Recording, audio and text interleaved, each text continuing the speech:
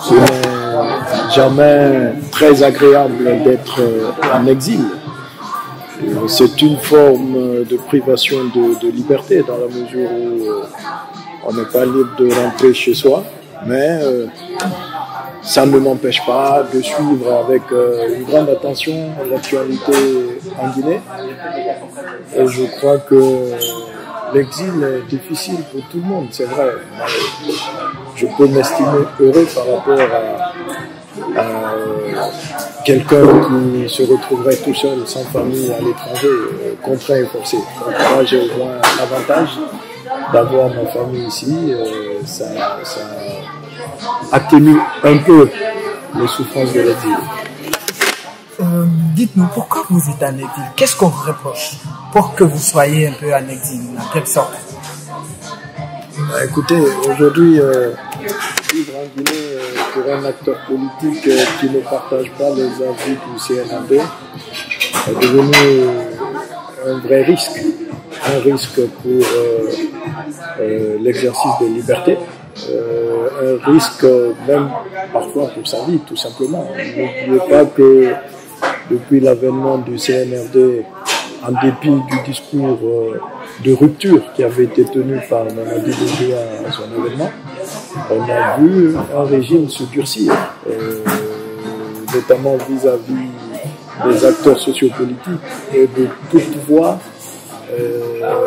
qui ne serait pas aligné au CNRD. Donc, je ne suis pas le seul acteur politique dans cette situation-là.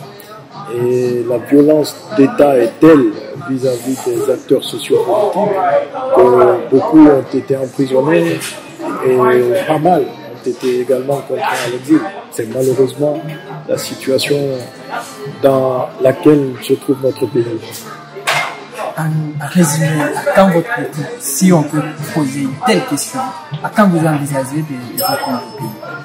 Ben, dès que la situation s'y prêtera, je crois que je ne suis pas le seul à être impatient de retourner au pays.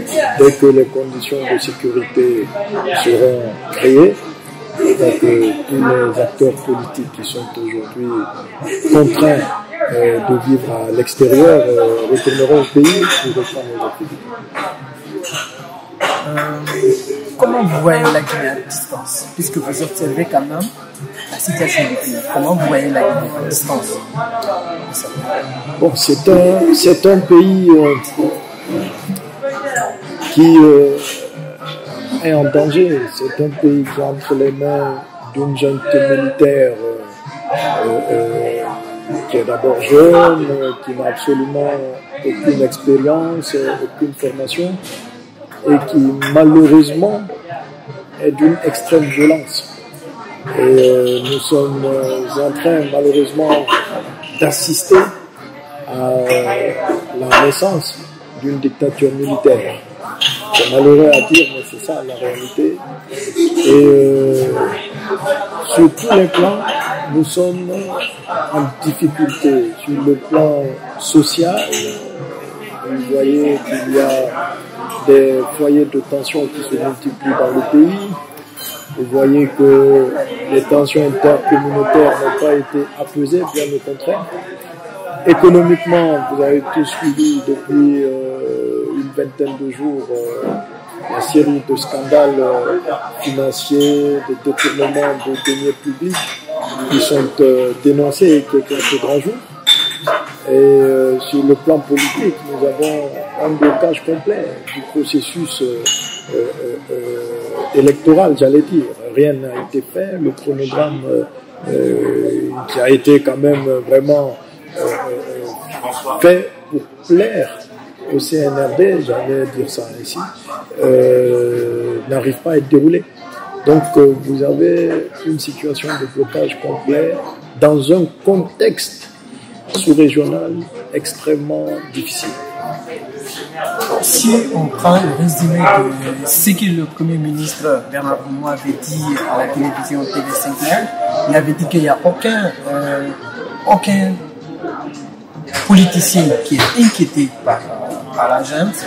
Il avait même dit que, en grosso modo, vous pouvez rentrer quand vous voulez et comme vous voulez et l'heure à laquelle vous le souhaitez. Est-ce que cela n'est pas une garantie pour que vous puissiez retourner dans votre pays? Écoutez, le CNRD et le gouvernement ne sont pas du tout crédibles. Ce que dit le Premier ministre n'engage que lui, mais tous les observateurs sont conscients que ça ne va pas. Depuis que le CNRD est là, beaucoup d'hommes politiques se sont retrouvés en prison, d'autres ont été mis sous contrôle judiciaire. C'était une manière de les empêcher de parler. Et d'autres enfin se sont retrouvés à l'étranger. Les acteurs sociaux, les Fonike Mange et consorts ont fait la prison. Un responsable de l'UFR chez UPA a failli perdre sa vie parce qu'il avait été emprisonné dans des conditions difficiles. Donc le PM il dit ce qu'il veut, mais ça ne correspond pas à la réalité malheureusement. Et si il s'engage, le CNRD, le gouvernement s'engage aujourd'hui réellement dans la bonne direction, je crois que ce ne serait pas des mots comme ça ou des phrases du PM, ça serait dans les faits qu'on verrait vraiment ce changement s'opérer. Malheureusement, on en est loin. C'est quoi ce changement dont vous souhaitez avoir? Ce changement, c'est d'abord de créer un cadre de discussion, de permettre aux différents acteurs politiques d'exercer librement leur métier, leurs activités. C'est de permettre aux Guinéens d'être libres et que ces libertés-là soient garanties, soient effectives, ce qui n'est pas du tout le cas actuellement. Et quand ces garanties seraient données et qu'on aura constaté réellement qu'on est en train d'aller dans cette direction, parce qu'on voit des acteurs politiques agir, on fait des manifestations qui sont autorisées sans que l'armée ne tire sur les manifestants, sans qu'il y ait d'emprisonnement, les AG qui se tiennent librement, etc., sans conséquence, avec aussi un cadre de dialogue ouvert aux différents acteurs politiques, notamment les plus importants, qui sont les premiers concernés par le dialogue politique qui aura pour objet de discuter du cadre institutionnel et juridique des élections. Si on n'a pas ces éléments-là, il est difficile de dire qu'on est en train de faire un changement positif. Alors, le CNRD quand même a célébré ses 10 ans il y a juste quelques jours, le 5 septembre 2023. Si on vous demande aujourd'hui de résumer sa gestion de ces 2 ans, comment vous le faites? Je l'ai déjà dit tout à l'heure, c'est un échec malheureusement. C'est combien alors? Combien de notes? C'est 10 vous nous faites le CNRD? Je ne sais pas, mais la note serait très très mauvaise parce que les engagements n'ont pas été pris et comme je l'ai dit tout à l'heure, les tensions sont là dans la société, les tensions sont là dans les 4 coins de la Guinée, il y a des foyers de tension. On voit que le service public est en train de disparaître tout simplement, économiquement ça ne va pas. Les entreprises sont asphyxiées, les activités sont en baisse et malheureusement le dialogue politique n'existe pas et les libertés aussi sont très malmenées. Donc on peut continuer ainsi la liste pendant de longues minutes. C'est juste pour vous dire que rien ne va et que le CNRD, après avoir suscité de réels espoirs à son événement, aujourd'hui est une grande déception pour tout le monde. Le président de la transition a fait un discours au siège des Nations Unies dans le 78e Assemblée générale. En quelque sorte, quelle analyse tirez-vous de ce discours? C'est un discours malheureux. C'est un discours malheureux qui ternit l'image de la Guinée. On ne peut pas aller aux Nations Unies, à la tribune des Nations Unies, pour s'attaquer à la démocratie. c'est faire preuve d'une ignorance très grave, parce que les Nations Unies ont pour mission essentielle la préservation de la paix et de la sécurité. La démocratie, c'est un facteur qui favorise la paix. Et on ne peut pas dire, comme il l'a dit dans son discours, qu'il fonde beaucoup d'espoir que l'ONU règle les problèmes auxquels le monde est confronté et qu'il refuse d'accepter le principe cardinal de la démocratie qui permet justement à l'ONU de réussir ses missions. Ça, c'est le premier problème que ça pose. Le deuxième problème que ça pose, c'est que il fait une corrélation qui est extrêmement grave et qui traduit là encore son ignorance des concepts, des réalités, et même, je dirais, qui traduit une forme de malhonnêteté de sa part lorsqu'il dit que la démocratie est un peu le problème en Afrique et que c'est à cause d'elle que les élites sont devenues corrompues. C'est absolument faux. Si on prend son cas, lui, avec son CNRD, eh bien, depuis qu'ils sont là, la démocratie a disparu progressivement. Mais ce n'est pas pour autant que la corruption aussi a disparu. Bien au contraire. Au fur et à mesure qu'on avait moins de démocratie, il y avait de plus en plus de corruption.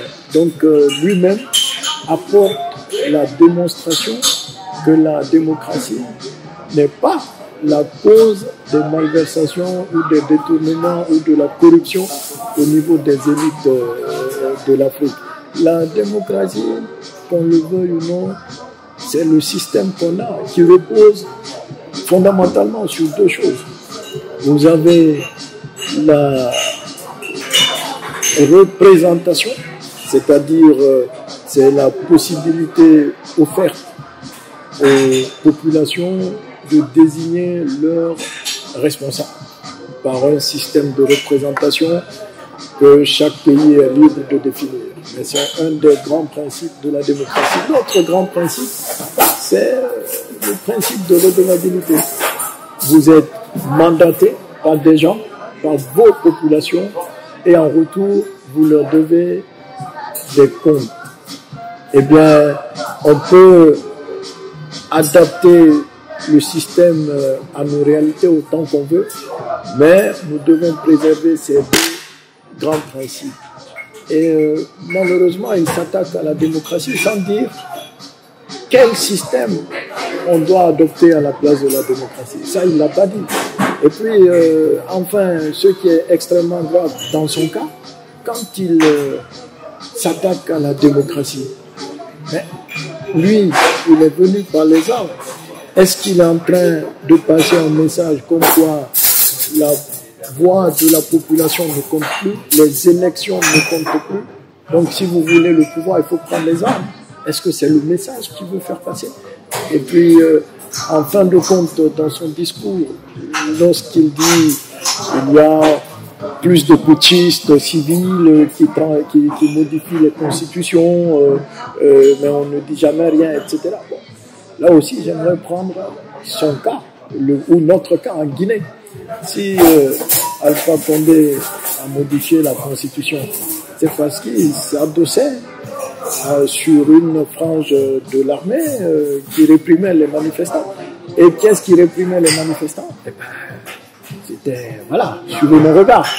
Donc, il est extrêmement mal placé pour donner des leçons, même par rapport aux chefs qui ont modifié la Constitution, puisque lui, il fait partie de ceux qui avaient aidé Alpha à réussir la modification constitutionnelle, donc à réussir son troisième mandat. Et il est donc doublement putschiste, complice d'un putsch constitutionnel, complice actif et putschiste militaire. Donc vraiment, c'est extrêmement grave. Et pour continuer à parler de ce discours, on sent un ton souverainiste qui est utilisé à des fins bien précises. C'est pour simplement préserver son pouvoir qu'il devient subitement souverainiste, un peu à la manière des Africains russes, pour utiliser un néologisme que j'aime bien, c'est-à-dire les nouveaux panafricains qui sont en train de nous dire que le bonheur des pays africains se trouve en Russie, chose que je ne partage pas. Donc Doumbouya, semble-t-il, rallie ce camp, ce qui est extrêmement curieux. Et puis le discours, pour terminer, n'offre pas de perspective. Les Guinéens sont entrés en transition le 5 septembre 2021. Dans l'esprit de tout le monde, la transition, comme son nom l'indique, a vocation à prendre fin, à ne pas durer éternellement. Or, ce que Doumbouya nous propose, c'est d'enterrer la démocratie et qui s'assied là ad vitam aeternam. Ça, c'est un gros problème. Mais ça, c'est surtout, je reviens sur la question de la manipulation de la démocratie africaine. Est-ce qu'il n'y a pas une velléité de continuer à s'éterniser au pouvoir? Parce qu'il a réitéré durant les 2 ans qu'il a déclaré lorsqu'il venait à la télévision. Il disait à tout moment qu'il ne fera pas au-delà de 24 mois. Est-ce qu'aujourd'hui il n'y a pas une velléité à partir du moment où il parle des putschistes? Ceux qui sont les vrais putschistes, c'est ceux qui manipulent les constitutions africaines. Il n'y a pas une velléité selon vous? Non, ce n'est plus velléité, c'est une volonté affirmée. La velléité c'était avant. Maintenant, il a déclaré aux Nations Unies que la démocratie ne correspond pas à notre identité, c'est une mauvaise chose, ça entraîne des conséquences néfastes pour les pays africains, donc il faut mettre ça de côté. Mais il ne dit pas ce qu'on doit adopter comme système. Donc ça veut dire qu'il prône le statu quo. Le statu quo, c'est que lui, il a pris les armes, il s'est emparé du palais, du pouvoir. Si on veut le dégager, il faudrait prendre les armes. C'est ce qu'il est en train de nous dire, sans le dire ouvertement. Puisque il faut bien que la voix des Guinéens compte. Il faut qu'il y ait la démocratie dans notre pays. Parce donc que vous dites la sincérité de rester 24 mois. Vous dites la sincérité de ça. Mais il a dit clairement. Vous avez écouté le discours. C'est pas moi qui doute. Parce que ce qu'il a dit, est-ce que vous, en quelque sorte, vous doutez de ce qu'il dit qu'il ne dépassera pas les 24 mois, malgré que il a maintenu. Écoutez, le doute n'a plus de raison d'être. Doumbouya a levé tous les doutes possibles et imaginables. Et il l'a fait aux Nations Unies. Il dit la démocratie, c'est pas bien. Il a dit que lui, les élections, c'est le cadet de ses soucis. Il n'a pas dit ça en ces termes, mais dans la priorisation dans la hiérarchisation des priorités, vous avez suivi comment il met la politique, donc les élections, en 3e position, 3e et dernière position. Mais surtout, il dit que la démocratie, c'est pas bien. Donc, s'il pense vraiment que la démocratie n'est pas bien, que c'est la cause de tous nos malheurs, mais pourquoi voulez-vous qu'il organise des élections? Il ne le fera pas. Donc, ce n'est pas moi qui doute. Plus personne ne doit douter. Il a dit clairement sa volonté de confisquer le pouvoir. Ils ont annoncé 600 millions de dollars pour l'organisation de ces élections, les élections. Mais le Premier ministre a annoncé qu'il n'a juste pour le moment, jusqu'à présent, à moins de 13 mois, ils ont pu mobiliser que 40 millions sur les 600 millions de dollars qu'ils ont envisagé pour l'élection. Un côté aussi négligeable, selon vous? Vous savez, il faudrait actualiser votre logiciel. Hein. Après le discours de Doumbouya, tous ces détails deviennent secondaires, voire même inutiles, dans la mesure où tout ça, quand on parle d'élection, on fait allusion à la démocratie. Or, lui, il est anti-démocratie. Donc, c'est un dictateur dans l'art, en réalité. Ce qu'il a dit est extrêmement grave aux Nations Unies. Donc, il faut que, au-delà même des Guinéens, que l'ensemble des acteurs nationaux et internationaux en tire toutes les conséquences. Doumbouya a décidé de confisquer le pouvoir et il a décidé de combattre la démocratie, mais sans pour autant nous dire par quoi il va la remplacer, cette démocratie. Si on n'a pas d'élection, qu'est-ce qu'on a? Apparemment, c'est le statu quo. C'est là où il y a un véritable problème. Et on va aller sur l'autre pan, c'est le cadre du dialogue, malgré que vous n'avez pas participé, les acteurs n'ont pas participé à ces cadres du dialogue, mais ceux qui ont participé avec les facilitatrices ont annoncé, ont souhaité, on est bien joué, que la limitation des candidatures soit à l'âge de 70 ans, la barre limite de 70 ans. Et si nous tenons compte à cette proposition, votre leader Sidya Touré a dépassé l'âge de 70 ans. Alors, est-ce qu'aujourd'hui, si cela est maintenu, vous avez envisagé un successeur? La question ne se pose pas. La démocratie, même si Doumbouya est contre, et on voit pourquoi il a ce genre d'approche, la démocratie veut que ce soit les électeurs qui expriment leur volonté, qui choisissent leurs dirigeants. Et l'UFR est un parti où la démocratie est vivante. Donc nous sommes derrière notre candidat, notre leader, Sidya Touré, et on a opté pour ça de manière volontaire.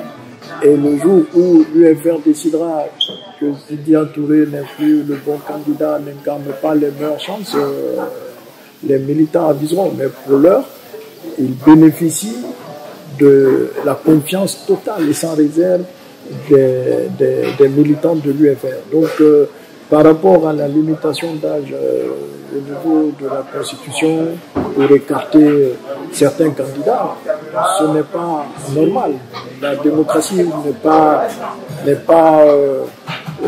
ne recommande pas ce genre de pratique. Une fois de plus, il faut laisser les Guinéens compétir et il faut laisser les Guinéens choisir leur chef.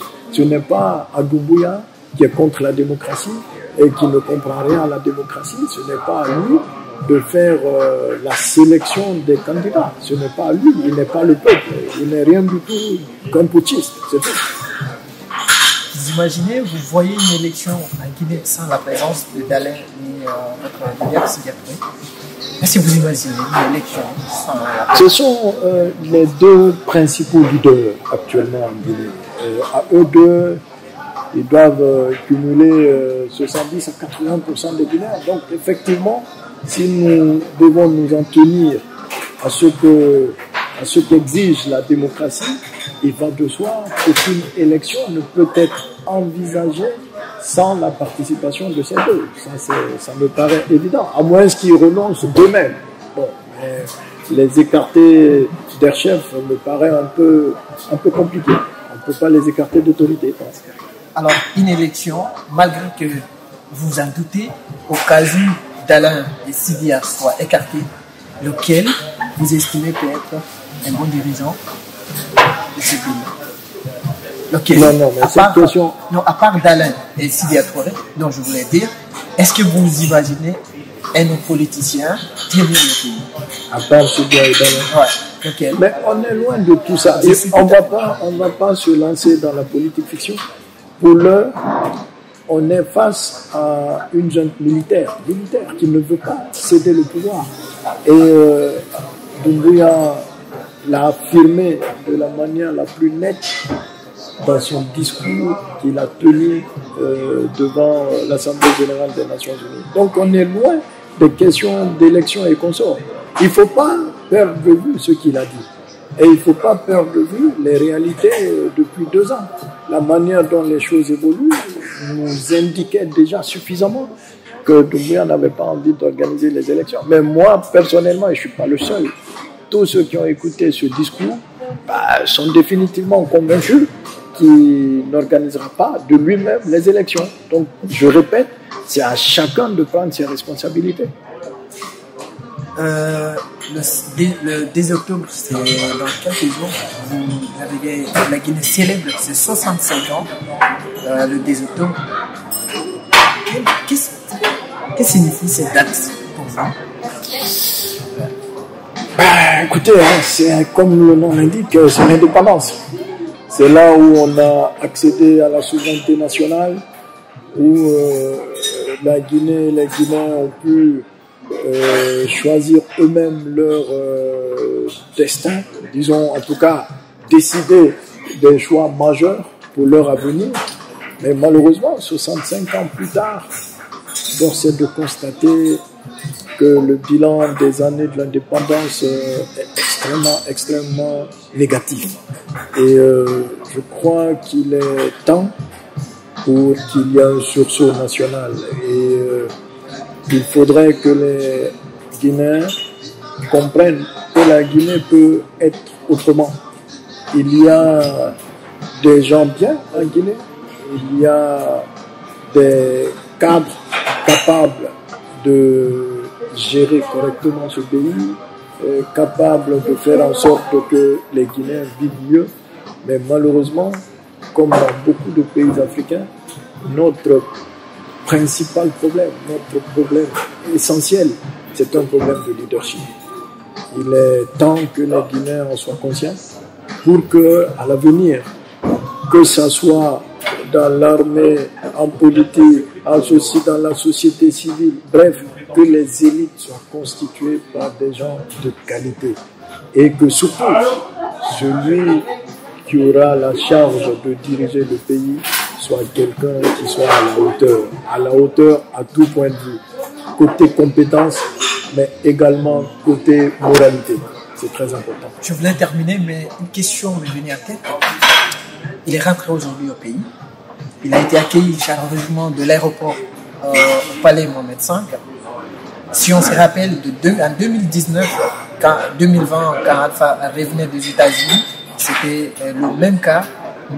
Lorsque le FNDC organisait des rencontres, des manifestations, il a organisé à son retour pour que les gens puissent l'accueillir. Et finalement, certains disent que c'est cette mobilisation qui lui a poussé à s'éterniser, à continuer à faire un troisième mandat parce qu'il avait vu un mouvement, un engouement. Aujourd'hui, peut-être ça pourrait être un même scénario pour le colonel. Qu'est-ce que vous avez à dire pour cette mobilisation d'aujourd'hui? Parce qu'on a vu énormément des gens qui se sont mobilisés pour l'accueil. Ça, c'est le peuple des régimes populistes qui n'ont rien à proposer, qui veulent tromper l'opinion. C'est ce qu'ils font généralement. Hein. Ils mobilisent l'administration, ils mobilisent tout ce qu'ils peuvent mobiliser à coup d'argent, parfois même par contrainte, pour donner l'impression qu'ils bénéficient d'un soutien populaire. Or, vous savez, moi je sais, les Guinéens savent qu'aujourd'hui, tout le monde en a assez du CNRD. On aspire totalement à autre chose. Et le populisme, là, on en a assez. On veut un régime responsable qui prenne en compte véritablement les préoccupations et les aspirations des Guinéens. Et non pas un régime qui va continuer à faire du folklore, un régime populiste qui va laisser de côté ou laisser derrière lui les préoccupations de nos compatriotes. C'est la dernière question. Si on vous donne une opportunité de rencontrer le président de la transition face à face, qu'allez-vous dire? Qu'est-ce que vous nous dites? Est-ce que c'est même pas trop tard? Non, pas trop tard. Qu'est-ce que vous avez à dire? Qu'est-ce que vous avez à dire? Je dire? ne sais pas.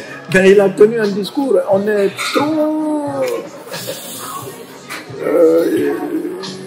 du point de vue de la conception des choses, on est trop éloigné l'un de l'autre. Donc, je ne sais pas ce que je vais vous dire. C'est déjà trop tard. Si vous m'avez posé cette question le lendemain de sa prise de pouvoir, j'aurais pu vous répondre. Mais aujourd'hui, je ne sais pas quoi lui dire. D'accord. La fin, c'était juste une parenthèse. On se disait que Sidya Touré est devenu en quelque sorte responsable en Côte d'Ivoire. Il a été nommé entre guillemets, on ne sait pas si c'est une information officielle ou pas. Dites-nous quelque chose. Selon les indiscrétions, il a réussi un poste en Côte d'Ivoire. Non, il n'a pas été nommé du tout. Sidya Touré est le président du FR. C'est notre candidat pour la prochaine élection présidentielle. Il a des ambitions nationales encore en Guinée, des ambitions pour la Guinée. Donc il s'occupe de son parti et de l'avenir. Donc c'est pas vrai. C'est pas vrai, il n'a bénéficié d'aucun décret. C'est pas vrai.